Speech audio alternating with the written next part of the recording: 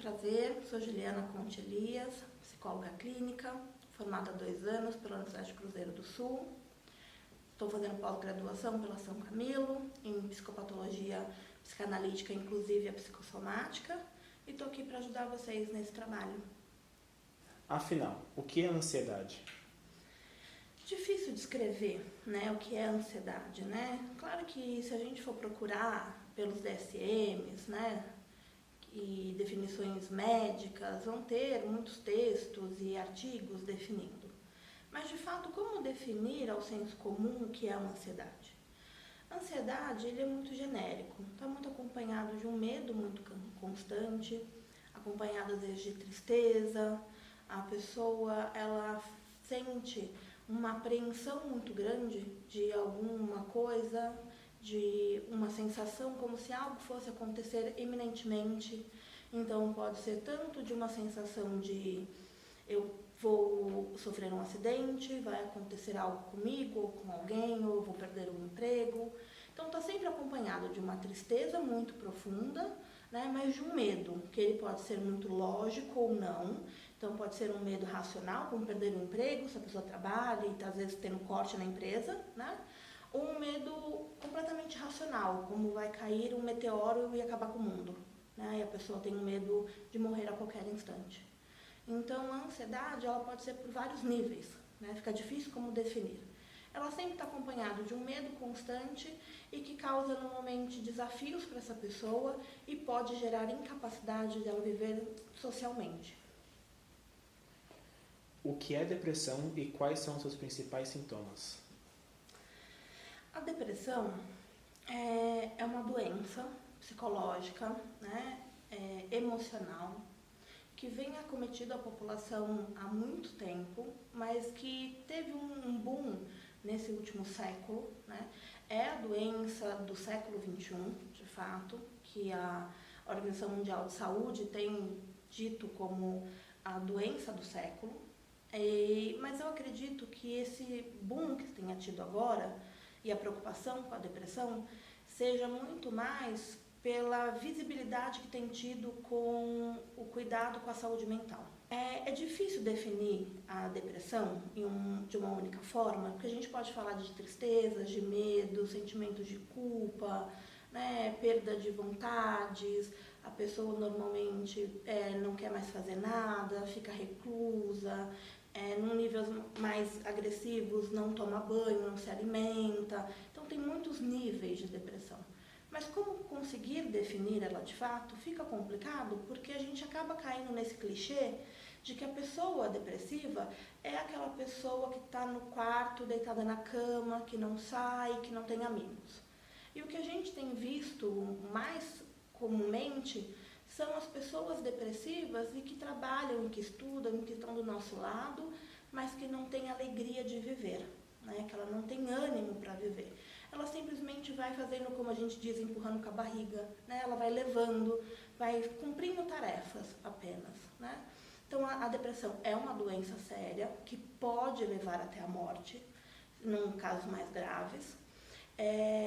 Vem junto com a tristeza, pode estar acometido com a ansiedade também, né? Então elas são comorbidades, elas podem andar juntas, e nesse sentido de trazer uma tristeza profunda e de impedir que a pessoa possa viver plenamente. Para se detectar depressão, precisa muito de um olhar cuidadoso, porque a pessoa pode estar em períodos depressivos, episódios depressivos que a gente chama, e não estar em depressão.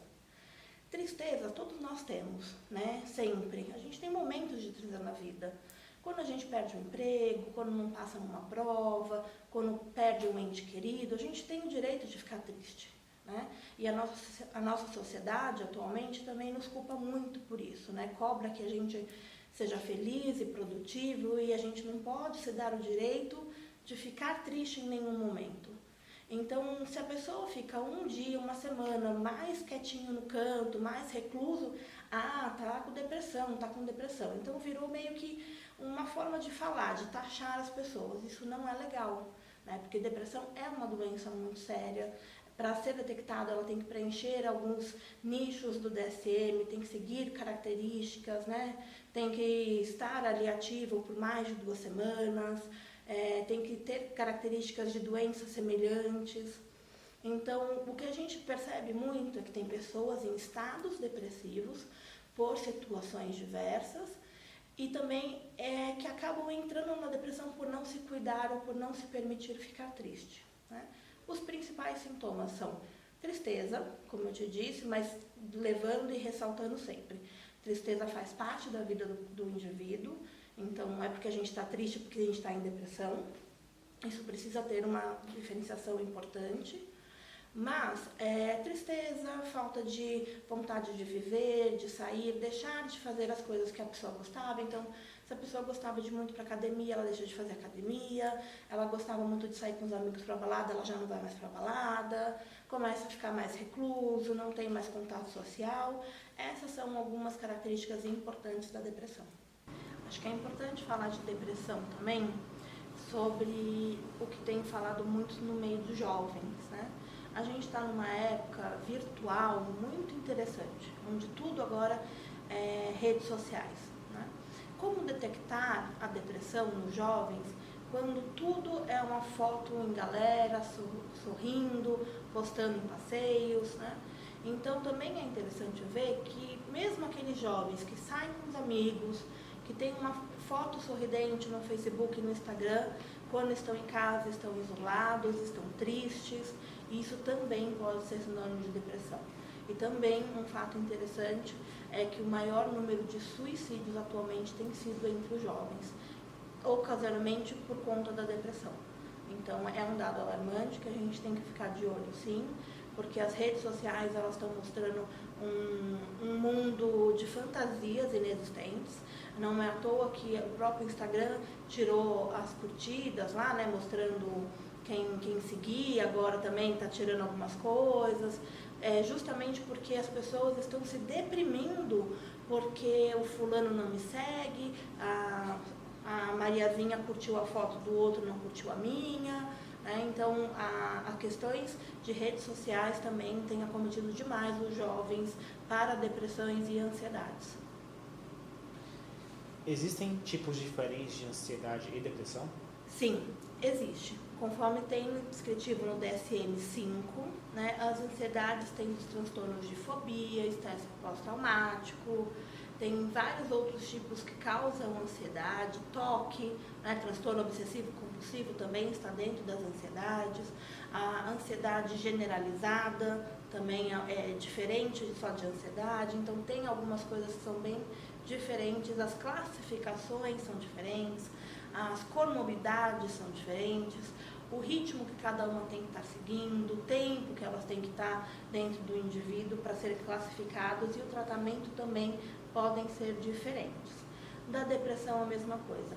Existem episódios depressivos, que são apenas alguns episódios isolados e não significa que o indivíduo está em depressão, né?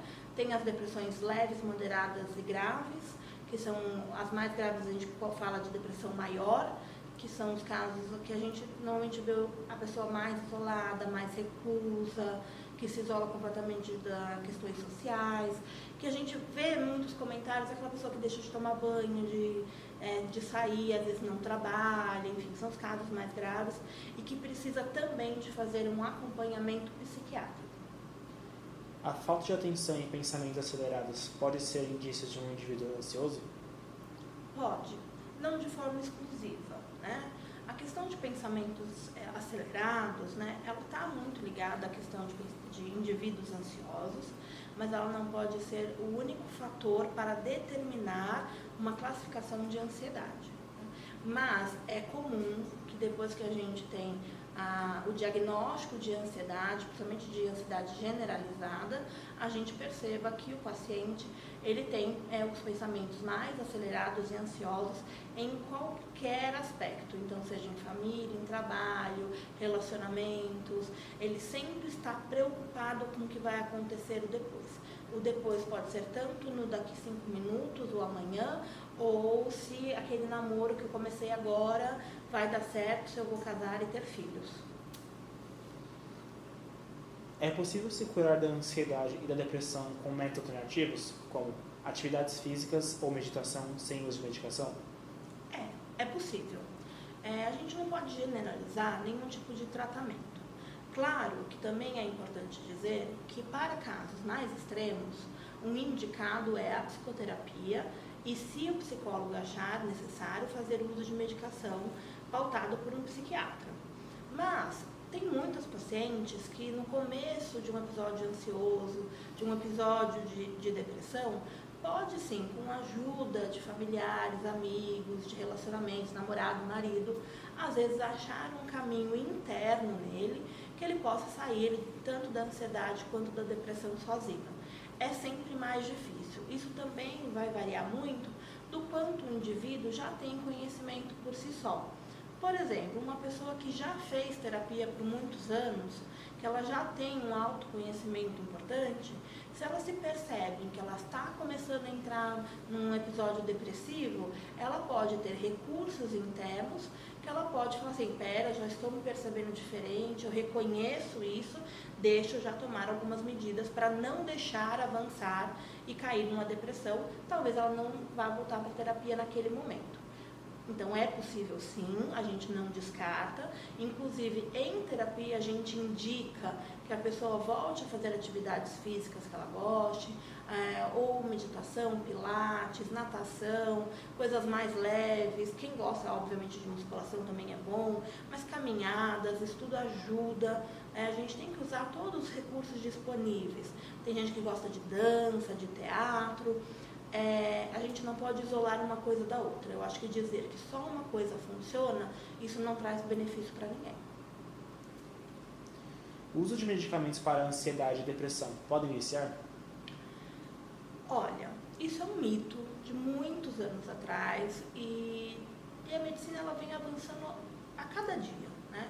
E os estudos mais recentes nos mostram que não, que os remédios atuais, que são administrados hoje em dia, não viciam. Claro que a gente está falando de uso controlado de medicamento, com acompanhamento médico, psiquiátrico, psicológico e dentro do tempo limitado. Antigamente, as pessoas tomavam remédios fortíssimos, tarja pretos, famosos tarja pretos, por 20 anos. E aí sim, isso pode se viciar, né? Porque a pessoa fica viciada no que aquele remédio produz no organismo dela. Mas atualmente, os últimos estudos, há muitos anos, os últimos anos, né, as últimas décadas, nos indicam que não, os remédios não viciam se forem administrados corretamente. A ansiedade pode ser desenvolvida por falta de autoestima e insegurança? Pode. Esse é um dos casos mais comuns da gente receber em consultório por conta de ansiedade atualmente e principalmente nos jovens, né? Como a gente falou anteriormente, por conta das redes sociais, né? A ansiedade, de qualquer forma, ela pode ser desenvolvida desde que a pessoa não esteja em ordem física ou mental por qualquer aspecto da vida dela, né? Então, desde que aconteça qualquer fator de ordem física ou mental que tire ela do eixo, ela pode desenvolver qualquer patologia emocional psicológica. Dentro da baixa autoestima, pode acontecer em qualquer ambiente, obviamente, né? A gente vê em crianças muito isso em época escolar, no famoso bullying, né, escolar. Então, tem muitas crianças desenvolvendo ansiedade por sofrer bullying nas escolas. E nos adolescentes, principalmente, em qualquer idade, mas nos adolescentes, principalmente, frente às redes sociais. Porque a foto nas redes sociais são sempre produzidas, né, são todas usadas recursos, Photoshop, então nunca retrata a realidade. Então aquela menina, aquele menino que vê aquela artista que eles gostam, maravilhosa, sem defeitos, perfeita, ela olha e fala, eu nunca vou chegar naquilo, eu nunca vou ser boa o suficiente, né? Isso agride a autoestima e pode se desenvolver tanto ansiedade quanto uma depressão. Por que a depressão está tão comum na adolescência hoje em dia? Acho que a depressão, ela está, como eu disse, já propagada de uma forma muito ampla. Ela acomete todas as idades, né? Pode ter crianças, adolescentes, adultos, idosos. Mas a adolescência, especificamente, ela já não é uma fase muito tranquila, né? É uma fase de transição muito importante, onde a gente deixa de ser criança, a gente ainda não é adulto, a gente fica meio perdido. Então já é uma fase muito conturbada, né, do desenvolvimento humano. Com isso, a gente perde o nosso corpo infantil, a gente tem que lidar com situações em que a gente não está preparado ainda, responsabilidades, tem que começar a tomar decisões do que você quer para o seu futuro, pensar em trabalhos e muitas outras coisas, em que deixa o adolescente extremamente ansioso e pode vir a ficar deprimido também. Acho que é por isso que tem aparecido tantos adolescentes em consultório clínico. Além disso, a gente precisa levar em consideração também essa onda tecnológica que a gente está, onde os adolescentes que antes estavam nas ruas, brincando, tinham amigos, hoje eles estão trancados dentro de casa, seja por uma questão de segurança, porque está cada dia mais perigoso, né, sair e deixar os filhos na rua, mas também ao invés de estarem brincando de bola ou correndo pela rua, eles estão na frente de um computador jogando. Eles se isolam cada vez mais, eles estão trocando o contato pessoal pelo contato virtual. E isso faz também que com esse isolamento possa vir a piorar esse quadro de depressão na adolescência. O quão importante é se abrir? Bom, aí fica difícil para mim, né? Vamos falar de fazer terapia, né? Porque se abrir pode fazer muita coisa, né? Claro que poder ter alguém para conversar, falar com um amigo, né? Com um pai, uma mãe, um tio, alguém que você tenha um pouco mais de intimidade, isso é sempre muito importante. Eu acho que você não guardar tudo para si, você não ficar carregando o peso do mundo nas suas costas, isso é sempre muito importante, conseguir dividir com alguém esse peso.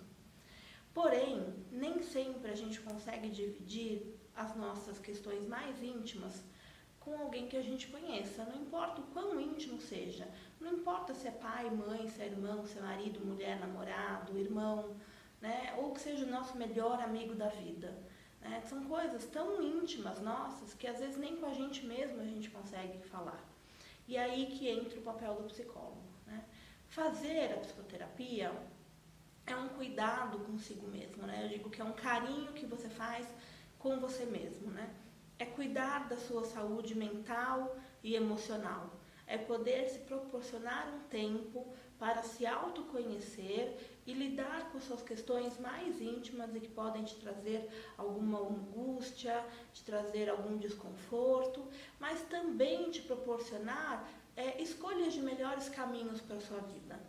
O que acontece, ainda acontece infelizmente, é que as pessoas deixam para procurar o psicólogo quando já estão no fundo do poço, né? Elas vão segurando, achando que elas vão dar conta, elas têm um problema, melhora um pouquinho, elas desistem, elas vão indo e deixam o psicólogo sempre para o último lugar.